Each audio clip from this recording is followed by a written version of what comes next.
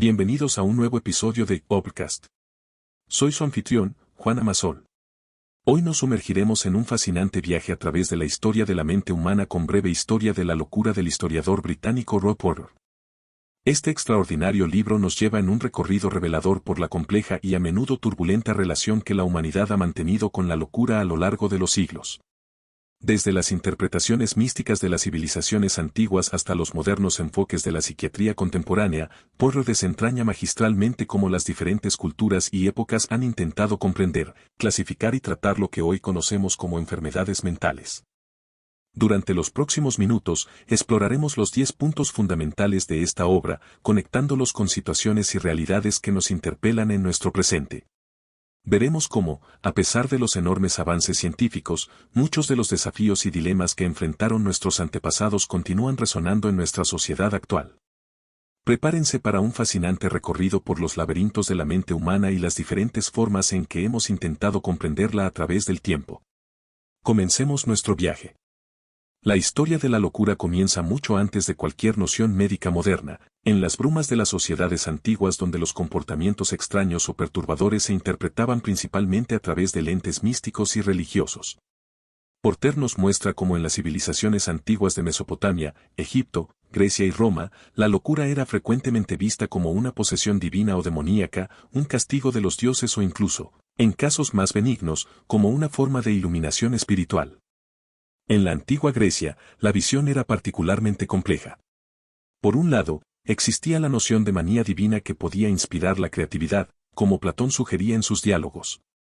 Por otro lado, Hipócrates y la escuela médica griega comenzaron a desarrollar la teoría de los humores corporales, proponiendo que desequilibrios en estos fluidos vitales, sangre, flema, bilis amarilla y bilis negra, eran los responsables de los trastornos mentales. Esta teoría, aunque errónea a la luz de la ciencia moderna, representaba un intento revolucionario de comprender la locura como un fenómeno natural en lugar de sobrenatural. ¿Y cómo resuenan estas concepciones primitivas en nuestro mundo actual? Aunque vivimos en la era de la neurociencia y la farmacología avanzada, el estigma y las supersticiones en torno a la salud mental persisten con sorprendente tenacidad. En muchas comunidades alrededor del mundo, los trastornos mentales siguen siendo vistos como manifestaciones de debilidad moral, castigos divinos o incluso posesiones demoníacas. Pensemos en cómo muchas familias aún ocultan a sus miembros con enfermedades mentales por vergüenza, o cómo ciertos grupos religiosos continúan promoviendo exorcismos como tratamiento para condiciones como la esquizofrenia o el trastorno bipolar. Incluso en contextos aparentemente modernos, seguimos utilizando un lenguaje que refleja estas concepciones antiguas.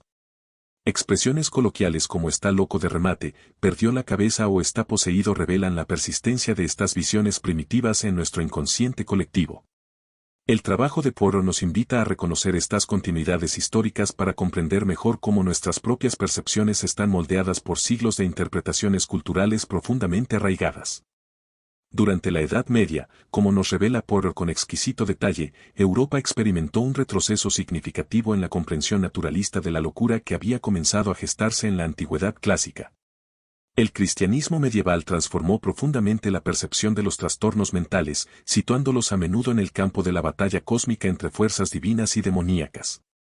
Los comportamientos erráticos, las alucinaciones y los delirios se interpretaban frecuentemente como señales de posesión demoníaca o, en algunos casos, como pruebas enviadas por Dios para probar la fe del creyente. Sin embargo, la imagen medieval no era monolítica. Los monasterios y hospitales religiosos a menudo acogían a personas con trastornos mentales, ofreciéndoles un refugio que, aunque rudimentario, podía proporcionar cierta protección. Las técnicas de tratamiento incluían desde oraciones y exorcismos hasta remedios herbales basados en la tradición hipocrática que había sobrevivido a través de los textos árabes. Con la llegada del Renacimiento y la recuperación del saber clásico, comenzó a resurgir una comprensión más naturalista de la locura. Médicos como Paracelso empezaron a cuestionar la visión puramente demoníaca, recuperando y expandiendo la teoría de los humores. No obstante, esta época también vio el auge de la caza de brujas, donde muchas personas con comportamientos considerados anormales, particularmente mujeres, fueron perseguidas y ejecutadas bajo la acusación de brujería o pactos con el diablo. Este periodo histórico encuentra sorprendentes paralelismos en nuestra sociedad contemporánea. Hoy observamos una tensión constante entre las explicaciones científicas de los trastornos mentales y las interpretaciones religiosas o espirituales que persisten en diversos grupos sociales.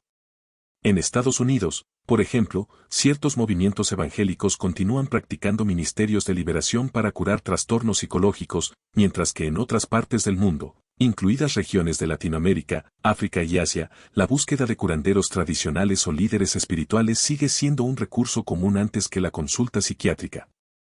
Incluso en círculos más modernos, vemos cómo terapias sin respaldo científico y explicaciones pseudocientíficas proliferan en Internet y redes sociales, ofreciendo curas milagrosas para la depresión, la ansiedad o el trastorno bipolar. Esta resistencia a aceptar las explicaciones basadas en evidencia científica, tan característica del periodo medieval y renacentista, continúa manifestándose en nuevas formas en nuestra era digital, recordándonos que la tensión entre ciencia y creencia en el ámbito de la salud mental sigue siendo un campo de batalla contemporáneo. Con la llegada de la era de la razón y el surgimiento de los estados modernos, Porter nos sumerge en uno de los capítulos más controvertidos de la historia de la locura, el periodo que el filósofo Michel Foucault denominaría el Gran Encierro.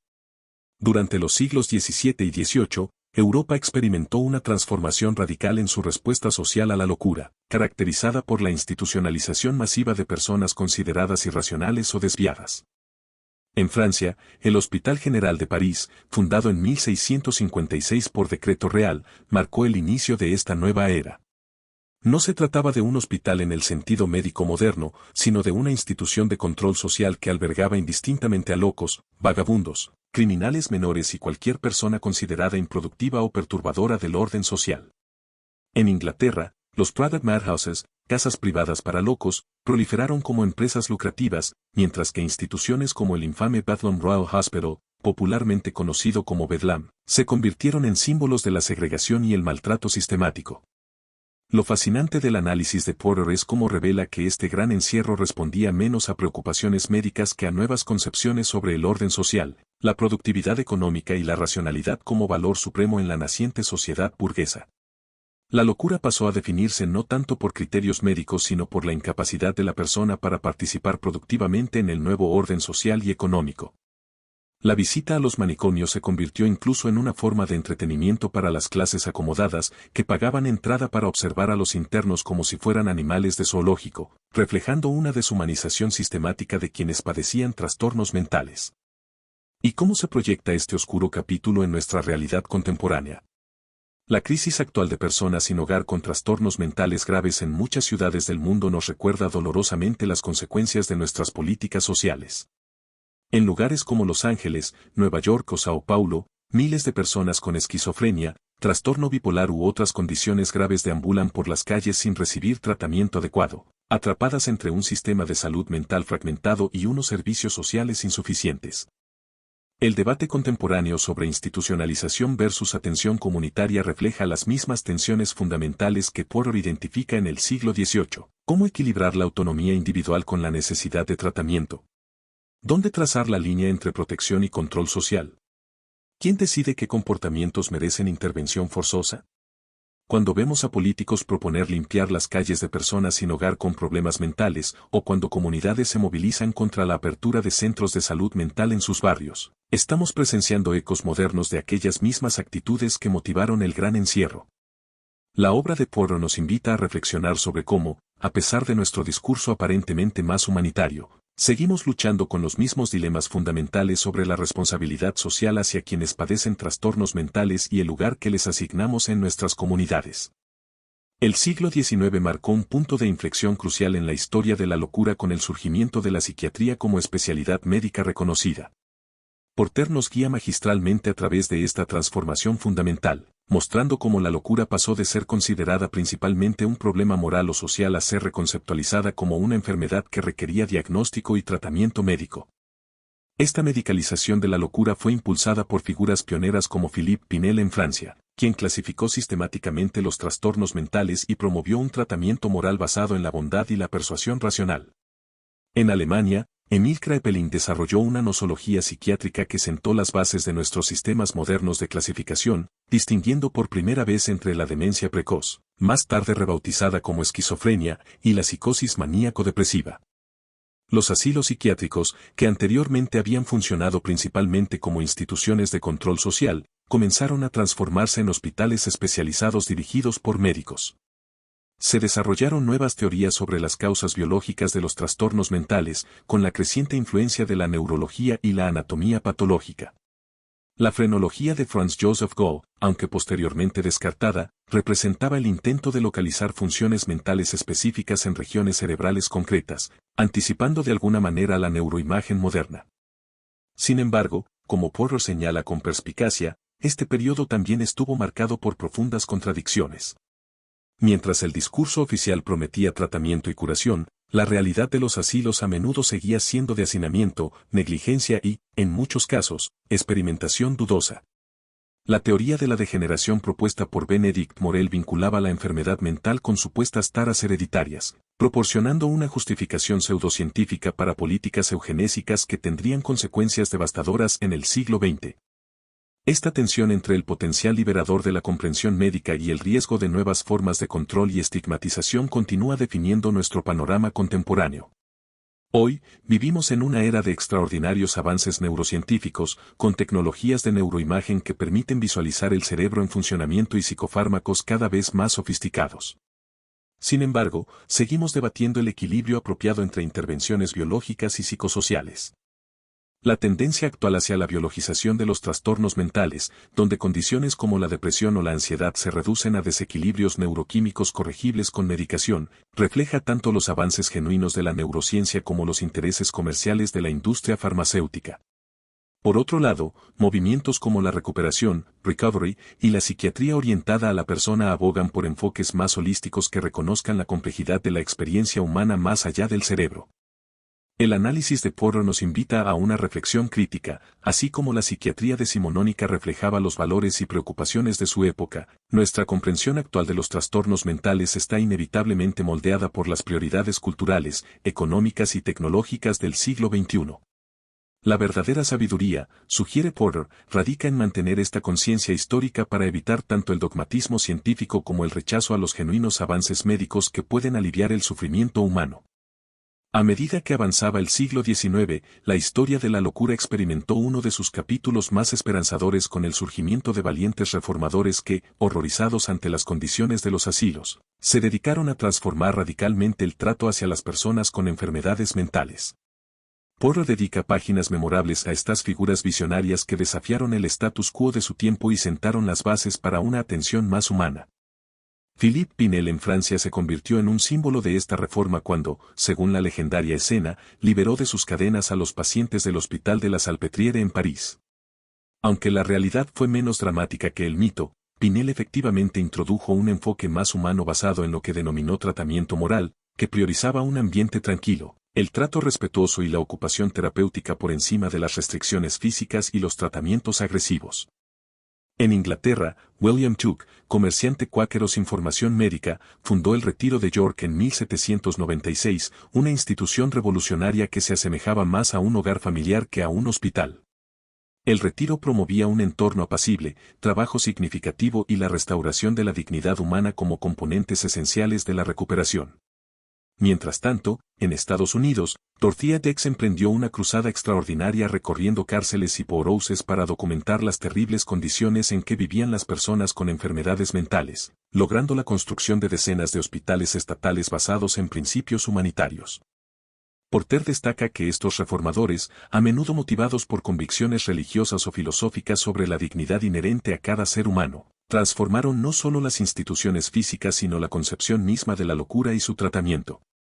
Introdujeron la revolucionaria idea de que las personas con trastornos mentales podían recuperarse si se les proporcionaba un entorno adecuado y un trato digno, cuestionando así la noción de incurabilidad que había predominado durante siglos. En nuestra sociedad contemporánea, podemos trazar líneas directas desde estos pioneros hasta los actuales movimientos por los derechos de los pacientes psiquiátricos y la lucha contra el estigma. Organizaciones como la Alianza Nacional de Enfermedades Mentales, NAMI, en Estados Unidos o la campaña Time to Change en Reino Unido continúan la misión de humanizar la percepción pública de los trastornos mentales, combatiendo prejuicios que, sorprendentemente, persisten 2 siglos después de las reformas de Pinel y Tuke. La inclusión de personas con experiencia vivida de enfermedad mental en la formulación de políticas, el desarrollo de servicios dirigidos por pares y el movimiento de recuperación centrado en la autonomía y autodeterminación de los pacientes representan la evolución moderna de aquellas primeras reformas humanitarias. Al mismo tiempo, periodistas de investigación y activistas continúan la tradición de Dorothea Dix, exponiendo abusos y negligencias en sistemas psiquiátricos de todo el mundo. Sin embargo, Porter también nos recuerda que las ambiciones de estos reformadores a menudo se vieron frustradas por la realidad económica y política. Muchos de los grandes asilos estatales que se construyeron bajo ideales humanitarios acabaron convirtiéndose en instituciones masificadas y deshumanizadoras debido a la insuficiencia de fondos y la falta de personal adecuado. Esta tensión entre ideales elevados y recursos limitados continúa definiendo nuestros sistemas de salud mental en el siglo XXI, donde los servicios comunitarios prometidos tras la desinstitucionalización frecuentemente no reciben la financiación necesaria para cumplir su misión. El cambio de siglo trajo consigo una de las transformaciones más profundas en la comprensión de la mente humana con la irrupción de Sigmund Freud y el psicoanálisis. Porter analiza con brillantez cómo, en los salones de la Viena finisecular, emergió una teoría revolucionaria que cambiaría para siempre nuestra percepción de la locura, la normalidad y los recovecos del alma humana. Freud desafió las concepciones estrictamente neurológicas de su tiempo al proponer que muchos síntomas psiquiátricos, desde la histeria hasta las fobias, no tenían su origen en lesiones cerebrales identificables sino en conflictos psíquicos inconscientes. Desarrolló métodos terapéuticos innovadores, desde la hipnosis inicial hasta la asociación libre y el análisis de sueños, diseñados para acceder a ese territorio inexplorado del inconsciente donde, según su teoría, residían las raíces del sufrimiento psíquico. Las teorías freudianas sobre la sexualidad infantil, el complejo de Edipo, los mecanismos de defensa y la estructura tripartita de la mente, ello, yo y superyo, representaron un terremoto conceptual que trascendió rápidamente el ámbito clínico para infiltrarse en la cultura popular, el arte, la literatura y las ciencias sociales. Como señala Porter, lo verdaderamente revolucionario del psicoanálisis no fue solo su teoría de la mente, sino su método, la valoración de la narrativa personal del paciente y la interpretación de los síntomas como expresiones simbólicas con significado biográfico. Esto contrastaba radicalmente con la aproximación médica predominante, que veía los síntomas como manifestaciones de patología orgánica desconectadas de la historia vital del individuo. El psicoanálisis evolucionó rápidamente, con figuras como Carl Jung, Alfred Adler, Melanie Klein y muchos otros desarrollando sus propias escuelas y teorías, a menudo en oposición a las ideas originales de Freud. Esta proliferación de perspectivas psicodinámicas enriqueció enormemente el panorama de la psicología profunda durante el siglo XX. En nuestra cultura contemporánea, el legado freudiano persiste de maneras sorprendentes. Aunque la neurociencia moderna ha cuestionado muchas de las proposiciones específicas de Freud, conceptos como el inconsciente, la represión, la proyección o la sublimación han penetrado tan profundamente en nuestra forma de entender la mente humana que los utilizamos cotidianamente, a menudo sin reconocer su origen psicoanalítico. Series como Los Soprano, que presenta las sesiones terapéuticas de un mafioso con su psiquiatra, o películas como Origen de Christopher Nolan, que juega con ideas sobre los sueños y el inconsciente, demuestran la persistente influencia del pensamiento freudiano en la cultura popular. Incluso nuestro lenguaje cotidiano está impregnado de términos psicoanalíticos, hablamos de reprimir emociones, proyectar nuestros sentimientos en otros o sufrir traumas infantiles que nos afectan en la adultez. Sin embargo, como Porter señala con agudeza, la medicalización contemporánea de los trastornos mentales y el auge de las terapias cognitivo-conductuales, con su enfoque en el presente más que en el pasado, han desplazado al psicoanálisis tradicional del centro de la práctica clínica. El péndulo ha oscilado nuevamente hacia explicaciones biológicas, con la industria farmacéutica promoviendo la visión de la depresión, la ansiedad y otros trastornos como desequilibrios químicos corregibles con medicación. No obstante, Porter sugiere que la perspectiva psicoanalítica, con su profunda exploración del significado personal, la narrativa biográfica y la complejidad de la experiencia subjetiva, sigue ofreciendo un contrapeso necesario a la tendencia reduccionista de ver los trastornos mentales como meros fenómenos neurobiológicos desconectados de la historia vital y el contexto sociocultural de la persona.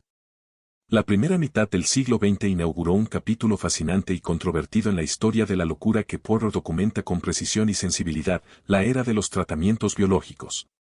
Tras décadas de predominio del enfoque moral y psicológico, la psiquiatría experimentó un giro radical hacia intervenciones físicas directas sobre el cerebro, impulsada por la frustración ante la supuesta ineficacia de los tratamientos anteriores y el hacinamiento creciente en los hospitales psiquiátricos. Este periodo vio nacer técnicas que hoy nos resultan perturbadoras.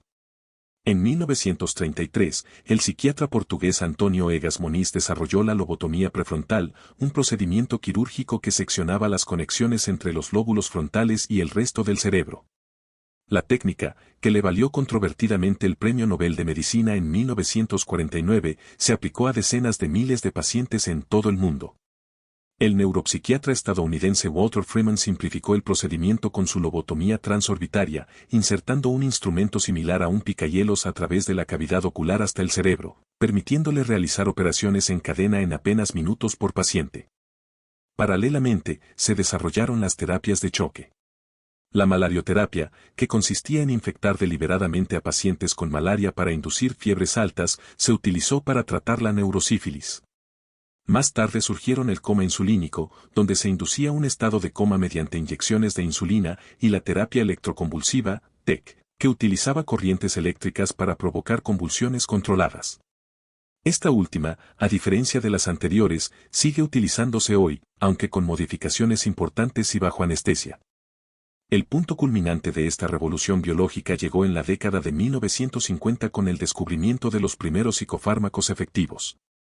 La clorpromacina, comercializada como Toracin en Estados Unidos y Largactil en Europa, inicialmente desarrollada como antihistamínico, demostró notables efectos calmantes en pacientes psicóticos.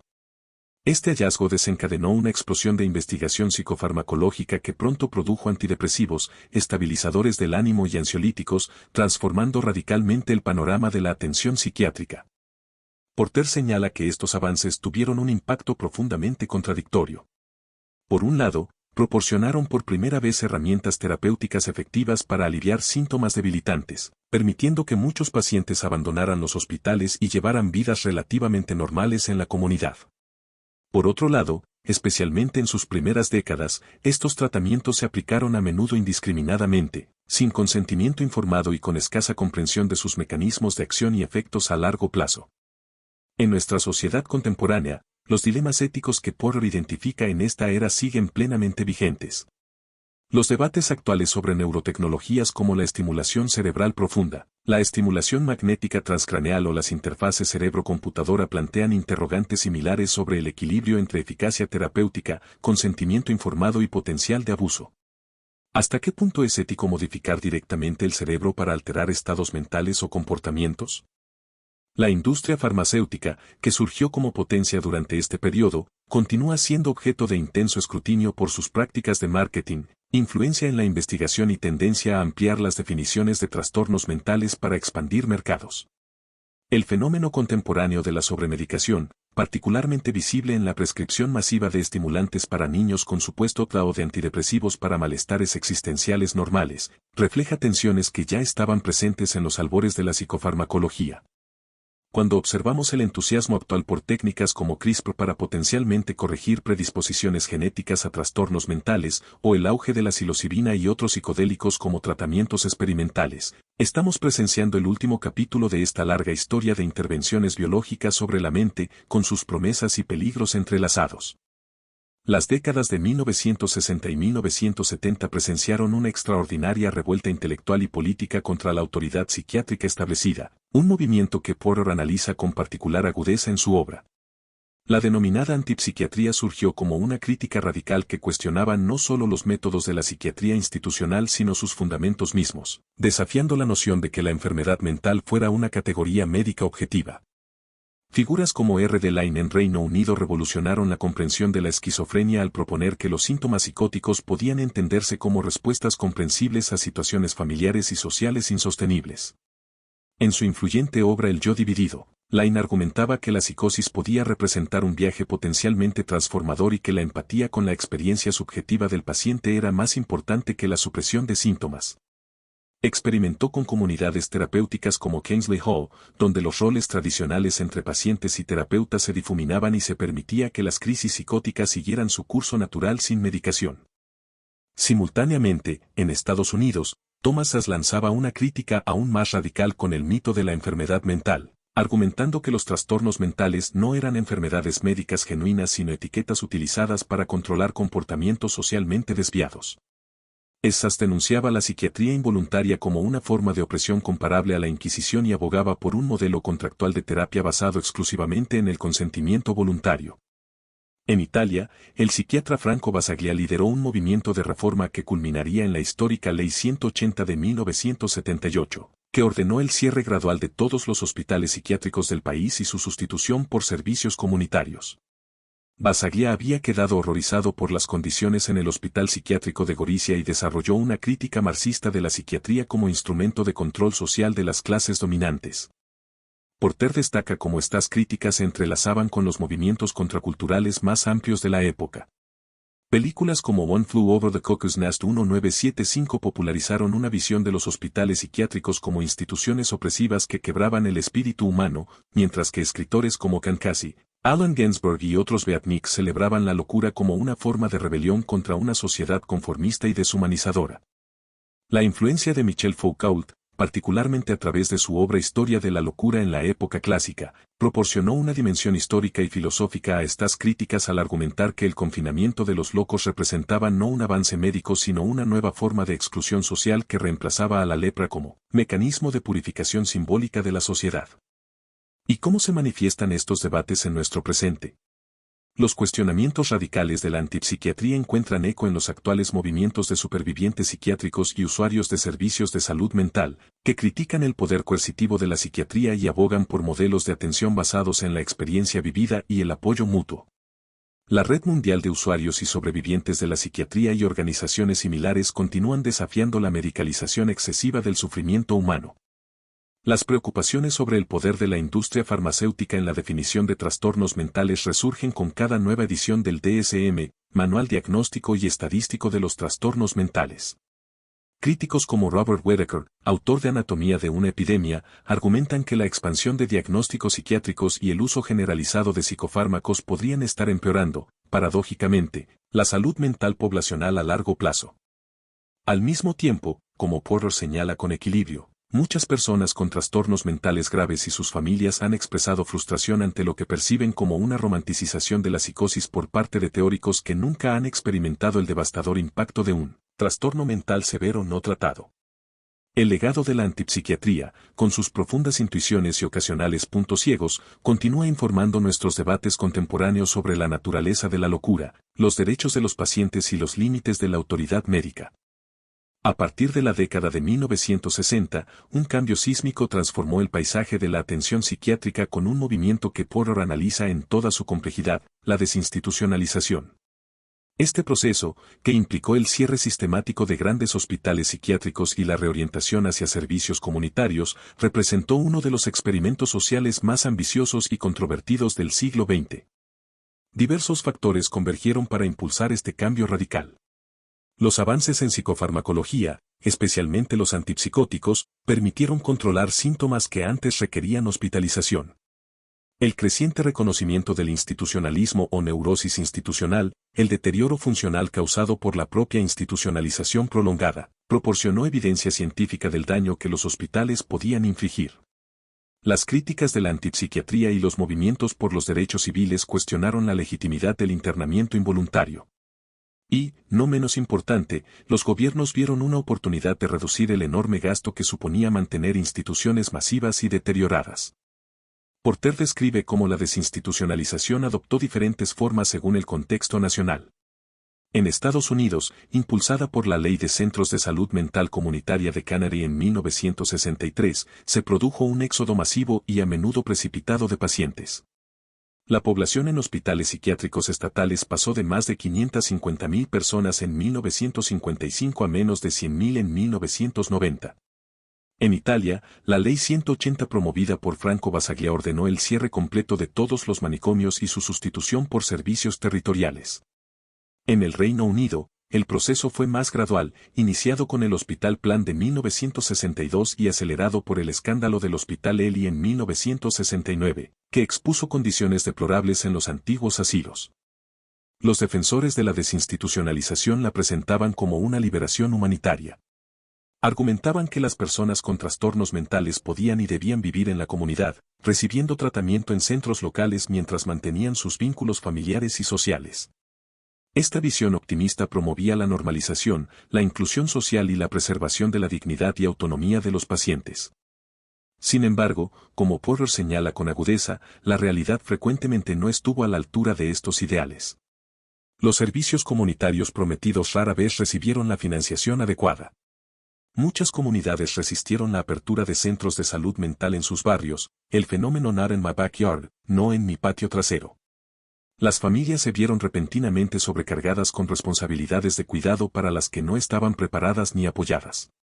Y un número significativo de pacientes, especialmente aquellos con trastornos más graves y menos recursos, acabaron sin hogar, encarcelados o atrapados en un ciclo de puerta giratoria de breves hospitalizaciones durante crisis seguidas de abandono. En nuestra realidad contemporánea, los desafíos que Porter identifica en los inicios de la desinstitucionalización persisten con dolorosa claridad.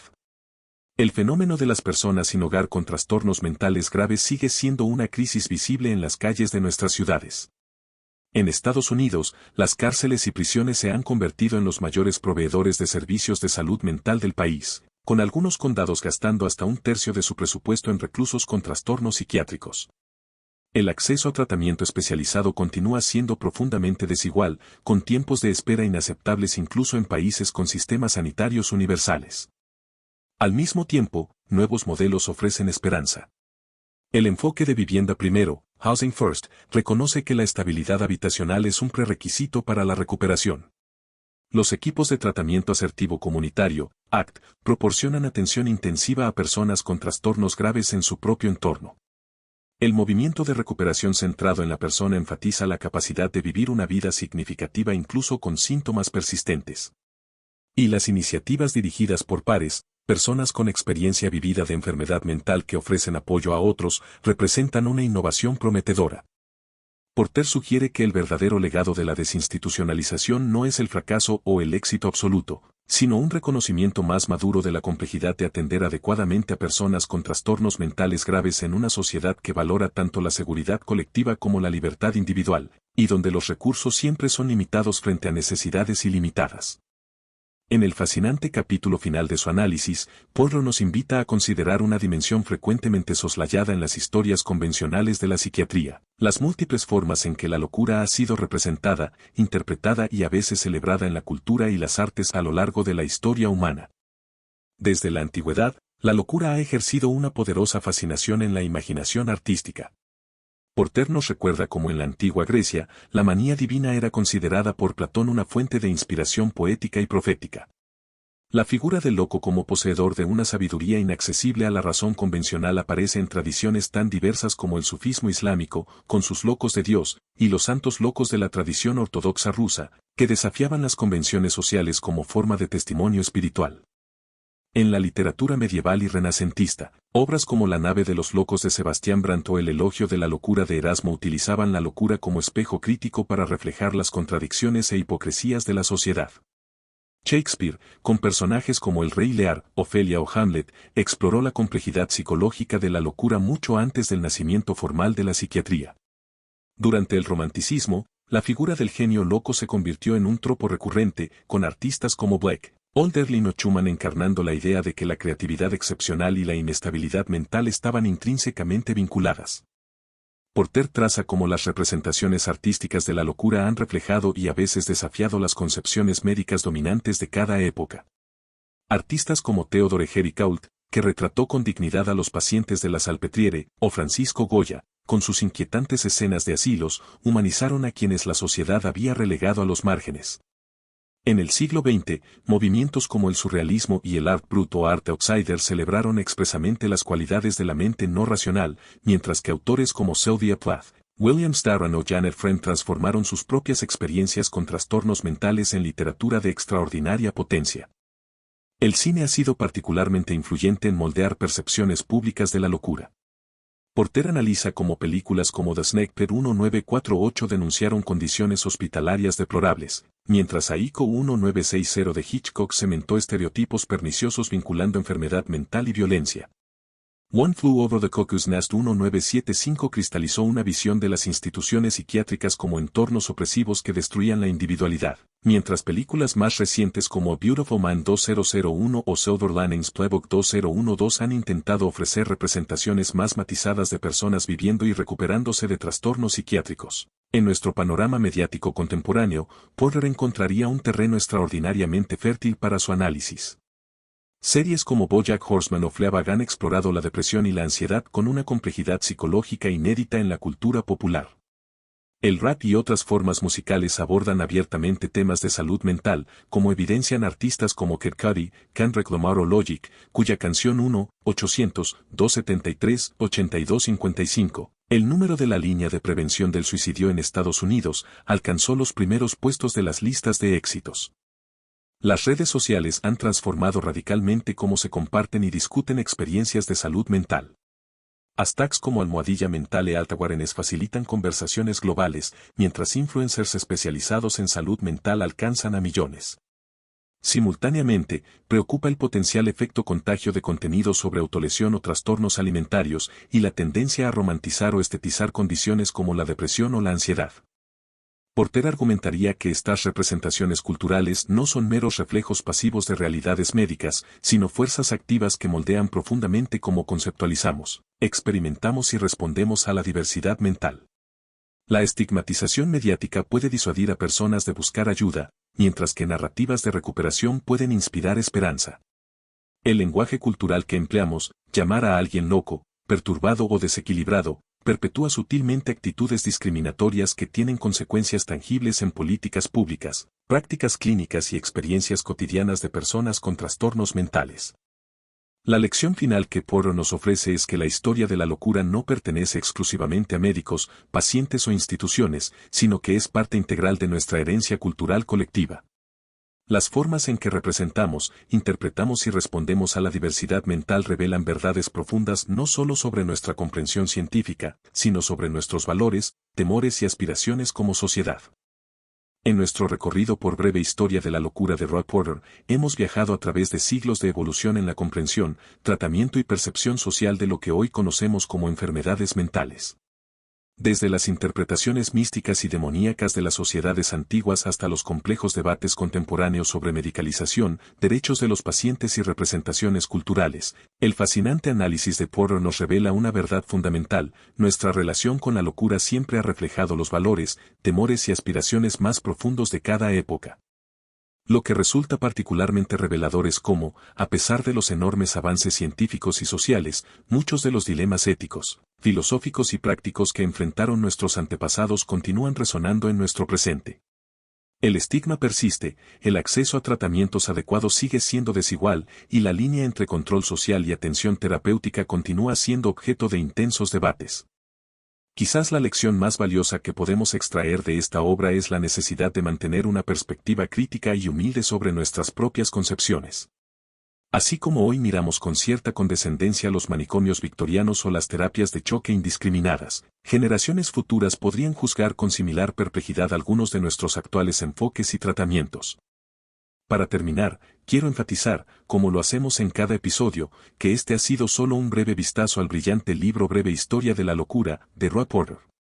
A pesar de que hemos destacado las ideas centrales, nada puede compararse a leer la obra completa y absorber la profundidad del análisis histórico y cultural que Porter desarrolla magistralmente.